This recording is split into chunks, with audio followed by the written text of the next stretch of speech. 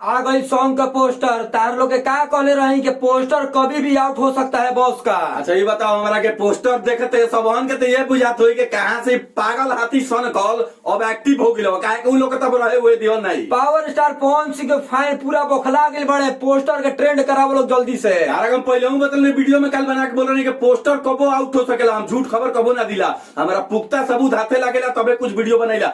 Video देखे से पहले को दबा के शेयर कर लो भैया का फैन बड़ा तो शेयर कर बता दी। बहुत खूबसूरत लगन स्पेशल सॉन्ग, बड़ा बेसब्री के बाद मैंने कहा जाए गणनायक फिल्म से अभी अभी पोस्टर के आउट कई गई बा। तार लोग के लिख के देता नहीं 2024 में कब्जा कर ली लगन में ही गाना, मतलब 2024 में गाना बज के रही। ढेर यानी के बाजल ढेर सुन लो लोग ढेर बजल तार लोग मौका दिले रहो, लेकिन पवन सिंह अब एक्टिव हो गए बड़े। यू गाना तारा के बता दिया इतना खूबसूरत गाना भैया, इतना खूबसूरत बा कि तारा ही नाच में बाजे वाला बा, परीक्षावन में बाजी आ दुआरे बारात लागी तो ये गाना बाजी। ये गाना ना ये कह लियल जाए तो ये सुनामी है सुनामी। अब तार लोग कुछ पोस्टर के बारे में जानकारी दे दी जा।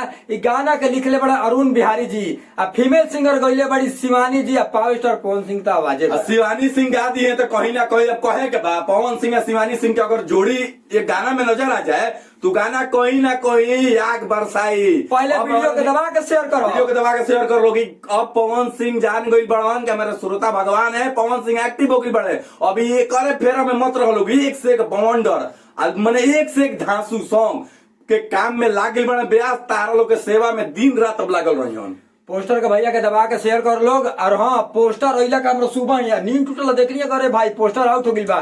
कल रात हमने के वीडियो बनाती जा लेकिन कुछ काम के कारण वीडियो हम ना बना पाई। लेकिन एगो बात तारा कह दी, ई पोस्टर जब से भोजपुरी में आइल बात लागत है भोजपुरी जिंदा हो गई। ऐसे बुझाता कि भोजपुरी है नहीं के बिना पवन सिंह के गाना के चाहे कुछ के भोजपुरी ना रहे। कहावत को सुनले बड़ा नु चले पवन तो रोके कौन समझ बिना हवन के भोजपुरी बिना पवन के।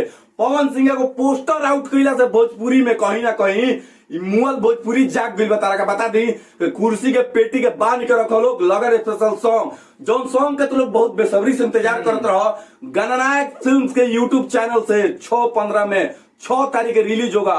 यूट्यूब के हैंग करेगा क्या करबा तुड़बा फुड़बा कौन करबा, लेकिन चारों दिन ब्यास के गाना बाजे के चाहिए। कम से कम एक दिन में 30 मिलियन क्रॉस जाए के चाहिए। बाकी बता दी पोस्टर देखला के बाद बुझाता कि बहुत ही धांसू सॉन्ग होने वाला बा। बहुत मस्त सॉन्ग बता मैंने सोच से बाहर बात तारा कहते नहीं पियर फराक जिसन रहे नु ओकरो से बेटर गाना बा पियर फराक। तक खर कहे के नहीं के उ तो हालांकि सबे के याद होई वीडियो दियो के याद होई कि पियर फराक कौन रिकॉर्ड बनिल रहे ओकर तेगना रिकॉर्ड ई लगन स्पेशल सॉन्ग ई बनाई। बाकी चला मिला तो नेक्स्ट वीडियो में ज्यादा ना बोलो, अपना कमेंट सेक्शन में दिया लोग। फिर से बोलो तो नहीं भैया को फाइन हो तो वीडियो के ज्यादा से ज्यादा शेयर देखे से पहले शेयर कर लोग। देखे से पहले अगर टीजर आवता तो टीजर आवे से पहले तार लोग एक वीडियो हमनी के बना के बताओ जाए। ज्यादा कुछ हमरा बोले के नहीं के जाते जाते एगो शेयर दबा दियो एगो कमेंट छोड़ दियो।